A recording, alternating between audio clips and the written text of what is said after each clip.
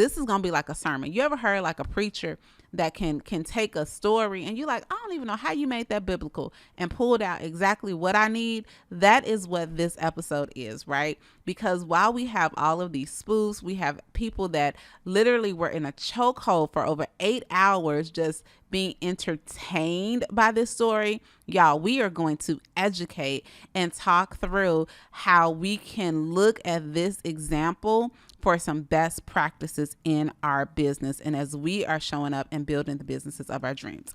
Hey friends, I'm Rosemary Lewis, your homegirl, and I'm so excited that you are here. I do not care what it looks like on Instagram or HGTV. This whole being a realtor thing is not for the faint at heart.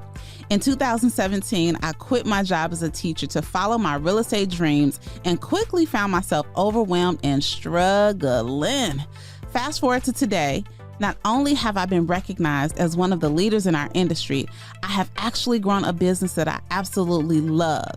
I don't care if you're a brand new agent trying to figure out how to get started or a veteran feeling overwhelmed and just stuck. I was just like you, and I totally get it. Many times I wish there was someone that I could just talk to about all the challenges I was facing. And that is why I created this space just for you. Like best friends do, I'm giving you all the tea related to navigating and thriving in these real estate streets. If I can do it, guess what? That's proof that you can too. Everything's better with friends, so let's succeed together. Welcome to the Real Estate Bestie podcast. Well, hello there, besties. Welcome to episode number 130, where I am going to share with you 5 real estate lessons that we all can learn from Ressa Tessa.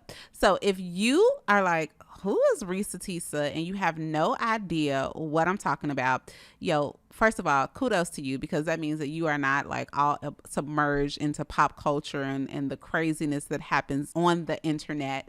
But if you have absolutely no idea, refer to the bonus episode that I recorded last week, where I pretty much tell you all about this TikTok sensation that happened a couple of weeks ago now, where a young lady did a 50-part, 50, a 50-part series, all 10-minute videos talking about how she pretty much married this this pathological liar, right? So I did a thing where I just said I was starting to watch it, y'all. I was on like episode 3, and I had to ask myself, okay, girl, what are you doing with your time? So I did not get all the way through it, but in those 3 episodes, I pulled, and from what I've seen on the social media, I've pulled out some valuable lessons, that I think that we can apply to our business, and we are going to break some of that down. But before I get into it, this is something that I would totally appreciate it. Besties, in the podcast world, the way that, just like you found me, and we want other real estate besties who may be feeling alone, who may be feeling like, what am I doing in this business, or burnt out, or just, all of the things that comes with it. We want them to find the podcast too. Okay. And there are 2 ways that you can do that. Number 1 is leave a review wherever you are listening to the podcast. Give us 5 stars. And if you could just type like a sentence or 2, that ranks us higher. And then the people in the podcast world, whoever the podcast operator, like whoever's behind the scenes, it's a signal to them like, okay, we need to get this podcast out in front of more people so that our real estate besties can find us, y'all, because they haven't found us yet. They need to find us. And then the second thing that you can do, which I think this is like the most powerful, is share it. Okay. If there is another agent in your office, if you have a niece who's thinking about being a real estate agent, if you have realtors that connect with you on social media, you can find that arrow button. You can text them over this episode or any of the other episodes we've done. You can post it on your social media, tag me. I will always repost you, because that is what spreads the word. And listen, this is going to be like a sermon. You ever heard like a preacher that can take a story and you're like, I don't even know how you made that biblical, and pulled out exactly what I need? That is what this episode is, right? Because while we have all of these spoofs, we have people that literally were in a chokehold for over 8 hours just being entertained by this story, y'all, we are going to educate and talk through how we can look at this example for some best practices in our business and as we are showing up and building the businesses of our dreams. So first, let me give you just a little smidge of context about it. So long story short, homegirl met this guy on the internet and he just wasn't what he claimed to be. And there was just a series of lies that came up over and over and over again. And interestingly enough, some of them relate to us in our profession because he went on and lied to her about acquiring properties, being pre-approved, just a whole bunch of stuff that didn't sound right. So this is what brings me to like the first lesson that we can learn is that I think that sometimes because what we do, like if you've sold a home, like once things are no longer common knowledge to you, we start to think that everybody knows them and we forget to continue to educate people about the process. Because when I was listening to the couple episodes that I got through on this web series or whatever, I was just thinking to myself like, oh, when he told her that shouldn't have sounded right to her, right? But I was thinking that from my real estate brain because I am in production. I'm doing transactions, right? I know the process. And we forget that someone who is not immersed in our world, the things that are common knowledge to us are not common knowledge to them, okay? So I just say that to say that, hey, lesson number one, everybody does not know the process, which is why some of the same stuff you have to continually to, number one, let people know who you are. You're a real estate professional. I'm your go-to source. If you have a question, I'm the person that you ask. But make sure that you are educating everyone within your sphere of influence so that they know that you are the person that they're supposed to come to if and when there is a need for them or anyone in their network for real estate. Because I was just really thinking to myself, like, did she not have a realtor friend that she could reach out to say, hey, this doesn't sound right, or insist I want to work with my person or something like that. But it sounds like she just really did not have any experience. And I wonder, like everybody knows 10 realtors. I wonder who was really in her life, but maybe did not do a great job of articulating and educating about the process. So I don't want us to make that mistake, right? So number one, don't assume that people know the process, think that they don't know, and make sure that you are always in the place where you are educating. Okay, here's the second lesson that we're going to learn. And I want y'all to scoot up real close for this one, okay? If you are multitasking, stop multitasking and listen to this, okay? This is a game changer. Sometimes you will meet someone, and I've had this happen. As a matter of fact, I have this happen a lot because of the demographic that I serve, is that they will come to me, and though I have a preferred lender that I can connect them with, they already have a lending relationship or pre-approval or something like that. Now, of course, we'll do a whole nother, I'm pretty sure we've done podcasts before, just really talking about the value of having your own preferred lender. I did a podcast with Lance. We will link that here because I don't know the number off the top of my head. That is a different conversation, but like literally, I have people that have had banking relationships for years. I don't care how preferred my preferred person is, like they are going to work with who they would like to work with, which is completely fine, right? Y'all, we want to educate our clients. Don't want to make them feel like we're steering them in any way, because honestly, that's against the rules. But, sometimes they will come with the lender. Here's the game changer though, because this is what happened. This dude on this TikTok, he went off, y'all, and he basically pulled a random pre-approval off of the Google. He I don't know if he doctored it up. I didn't get that far, but pretty much he was presenting this pre-approval that was false. Okay. And I know, like, for instance, if I have a client who comes to me and says, hey, I'm good. I bank with Chase, or I bank with Bank of America, or I bank with Wells, wherever they bank, and I'm just going to use that person. My thing is, hey, that is absolutely amazing. I am so excited to partner with whomever you feel most comfortable with. But what's their phone number? Please send me the contact information for your preferred lender, this is something that I go over in our buyer's consultation. And I just let them know, I want to be sure that your lender has done all of the due diligence, right? I want to make sure that I introduce myself to them. I want us to have the conversation about what the offering process looks like, because the way I do things may differ from the way they've worked with previous realtors. So I just want to make sure that we're on the same page like this. And this is I truly want to do this. And this is what I'm telling the client. I want to make sure that we're on the same page so that we are working in tandem to represent you properly, because I don't want to commit you to something contractually that they haven't gone over and told you. Okay. That's the honest to God truth. But let me tell y'all something else. I also want to talk to that lender and make sure this documentation is real. Hello? I want to talk to that lender and say, hey, this is Rosemary. I am a broker associate with eXp Realty, and I'm calling you because I just received and I'm excited to go shopping with who is now a mutual client of ours. And I just want to verify X, Y, and Z for, and I'll say the client's name. First of all, if the client cannot produce you with the direct contact information for the lender, red flag, right? Red flag, like top tier red flag. But if you get on the phone with that lender, and because pathological liars, like, they will lie to the end. I don't know why. But listen, if you get on the phone with that lender and it's just not, the math is not math and it doesn't sound correct, then that is a red flag. And we don't want to waste our time. We don't want to waste the seller's time.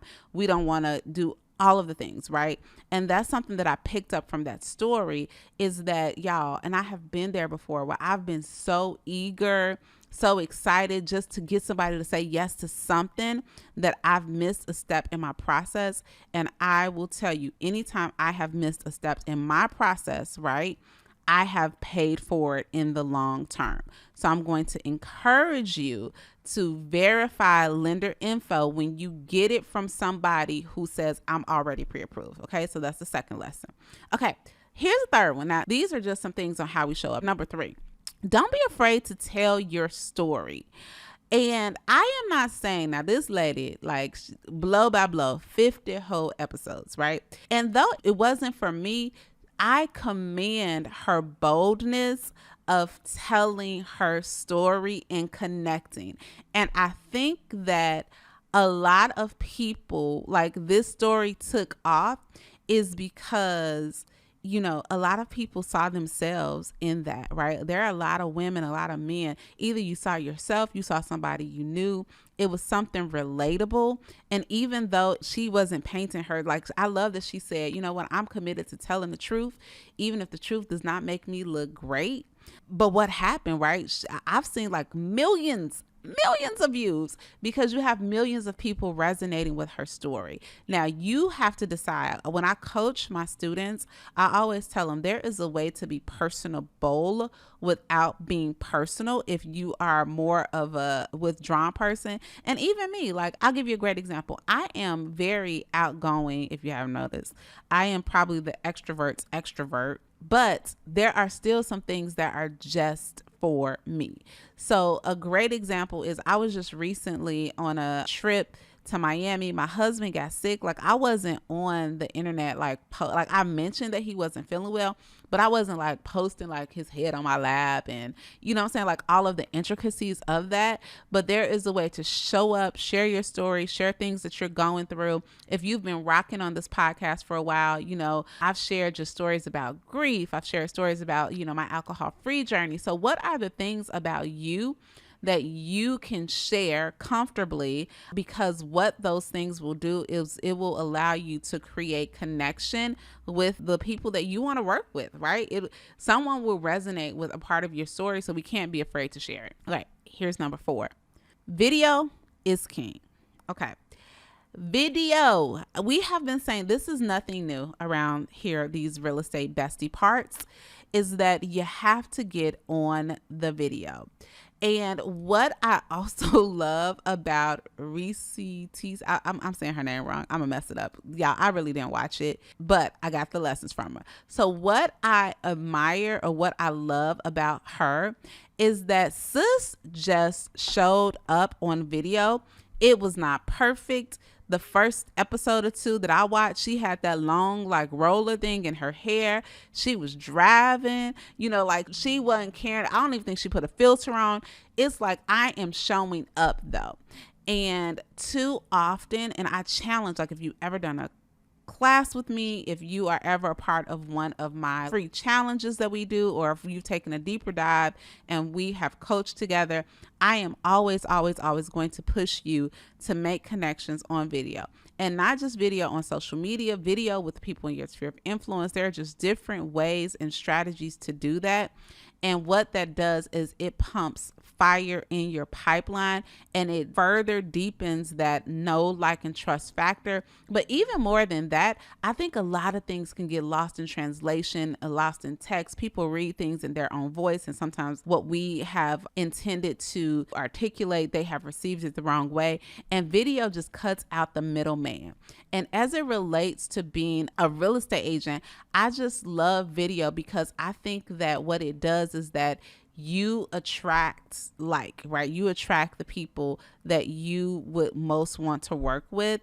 And I'm telling you right now, if it's 2024 and you are still reluctant to do video, you are doing yourself a disservice, because think about it. Oh, girl did 50 10-minute videos.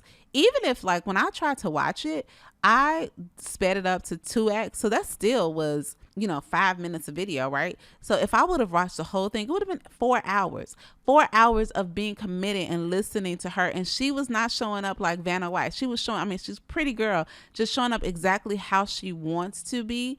And there are millions and millions of people who have tuned in. So we have to be on video in some capacity. And I'm going to give you a quick ninja tip. Well, I'm gonna give you two. Number one, with video, if you absolutely just hate doing video, well, my girl Chauncey fam, she always be like, boo, that's what you look like, right? I always tell people, if I say right now, hey, I'm going to give you a listing and it's $1 million listing, right? You can go over there and get that commission. She's just going to hand it to you. Are you not going to show up because of how you look? Not most of us. Even if you want to change how you look, most of us would go ahead and get over it right quick and show up for the doggone listing. I know that I would. But even outside of that, sometimes you just got to do it, and you have to just push post or push send, and knowing that, the first times you do it, it's probably going to suck. And if you want to know, if you really want my proof with this, go on over to my YouTube channel. Okay. I don't know. I have hundreds and upon hundreds of videos at this point, but I want you to scroll all the way back, like scroll to like 2019. Oh my gosh. It's been almost 5 years. It's been 5 years. I've been on YouTube for 5 years. Look at that. But go all the way back to 2019 and look at some of my first videos. Like, I had this one little bob weave that I thought was the bomb, but now when I go back to those videos, I'm like, I look like somebody auntie. I did not love that. But you know what? I showed up and now I have content. And now that content is what brought us to Real Estate Bestie. And video has been a game changer for me. It's been a game changer for Ressa, Tessa, and it will be a game changer for you. So make sure that you are showing up on video. And then that brings me to the last lesson, y'all. Your people will find you. That's something that I think that we discount, is that you put something out there, you get upset because you're not getting the immediate attention that you think that you deserve, right? You never know what's going to be the one thing that you put out there that's going to make somebody resonate with you, and for them to raise their hand to say, oh my goodness, you are definitely the person that I want to work with.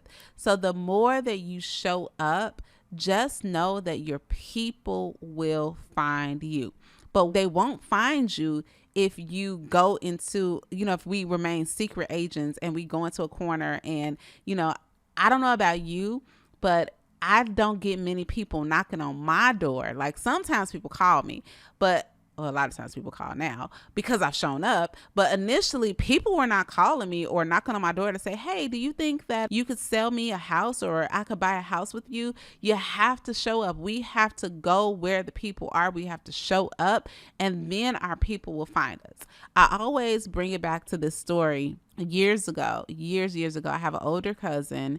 It's so funny. Like when have you all ever been like this? Because it's the way I am.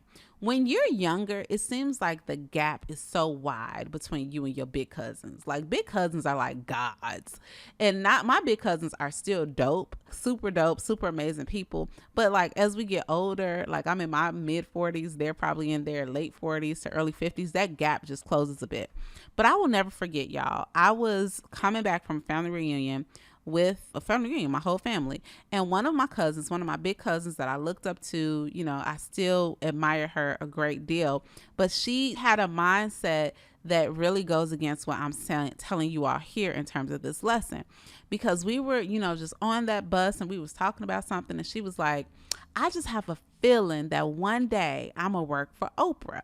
And we're from Chicago, and that's where Harpo Studios was. So it was very well. Like I actually met Oprah a couple of times. I have a photo with her that I took when I was at Harpo. I'll have to tell y'all that story a whole nother day. But I just say it to say, if you really want to meet Oprah, and this was like the early 90s, it was not as difficult as it is on today's date, right? So she was like, I just got a feeling that I'm just going to work with Oprah. Like, I see it. I'm visualizing it. I just really have that. And I remember thinking, like, when I was younger, like, that is so cool. That is so inspirational. I love it. But guess what? She didn't have a plan. Like, I don't know if she thought Oprah was telepathic or something, like just knew, like God just dropped in her spirit that she was on a bus coming from St. Louis and wanted to work for her, and she was just gonna come over her house. Because shocker, she's never worked for Oprah. She's never worked with Oprah. None of that stuff has happened. And you know why? Because she never put herself out there. If you never put yourself out there, and if you never raise your hand, then you won't ever get the opportunity. Now, are there one-offs where, someone does discover you walking down the street? Yeah, but 9 times out of 10 in 2024, you have to put up a YouTube video or something, right? Like our friend on TikTok, right?